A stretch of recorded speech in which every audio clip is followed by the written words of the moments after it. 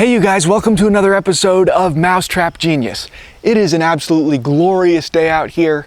I'm loving it, and I'm sure a lot of animals are loving it too and are using this weather as an opportunity to venture into people's lawns, gardens, flower beds, and other places that they aren't really that welcome. So, to prevent that, we're going to be looking at a product today that claims it can repel those animals. That is the Advantek Yard Sentinel remote control. The Yard Sentinel repels animals and intruders through three means. Those are by emitting an ultrasonic frequency, a sonic, that is a hearable alarm sound, and a visual strobe light to frighten things at night. Now, this does have an ultrasonic element, so before we plunge into controversy and a huge debate down in the comments section, which is fine if you want it to happen, but before we go there, I just want to say what this video is not going to be. It is not going to be the objective conclusion to the ultrasonic debate. In fact, we're not really even going to be testing the ultrasonic frequency exclusively in this video. Instead, what we're going to do is look at the Yard Sentinel as a whole product and see if it does what it's supposed to do. And that is detecting pests and intruders on your property and doing things to frighten them away. So without further ado, looking at the front of the Yard Sentinel, we can see a few things. The first is a light right here, which will tell you whether or not it is on. The second is a flash bulb, which is to emit the strobe function when it detects an intruder or pest at night.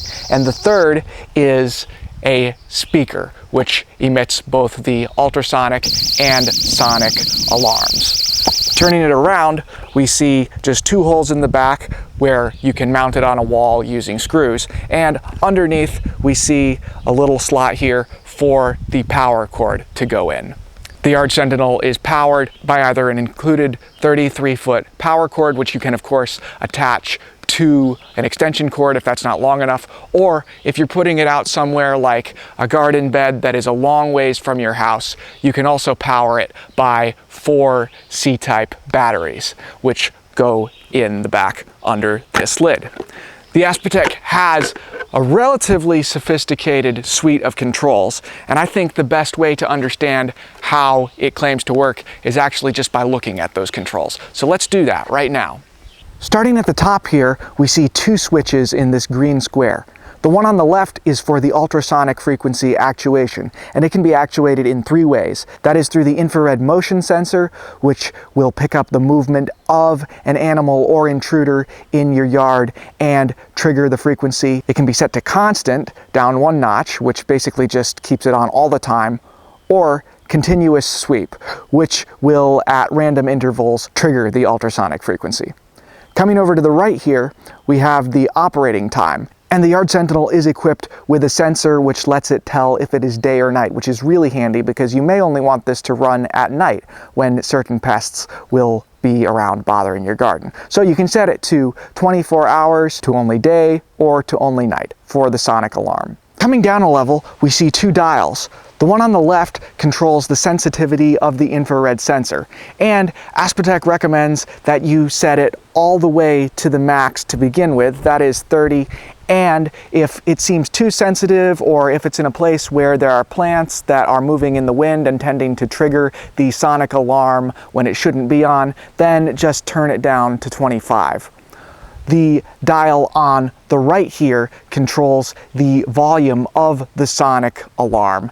And the sonic alarm, just to tell you, can range from gentle and quiet to a blaring 110 decibels of noise. And that is about a 30 or 40 second sequence of noise that cycles through things like an alarm sound for intruders that might be on your property or bird of prey sounds to frighten off certain animals.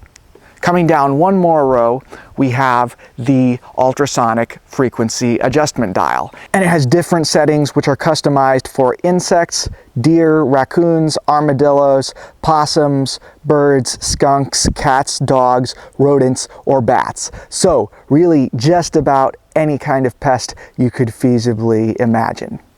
Down at the bottom, we just have the DC power input here, and over here we have your slots for 4 C-type batteries if you choose to power the Yard Sentinel with batteries. And if you decide to go with the remote control version of the Yard Sentinel, you also get this handy little key fob with 4 buttons on it, which you can use to activate any or all of the 3 alert systems on command from a distance of up to 80 feet. So, does the Yard Sentinel work?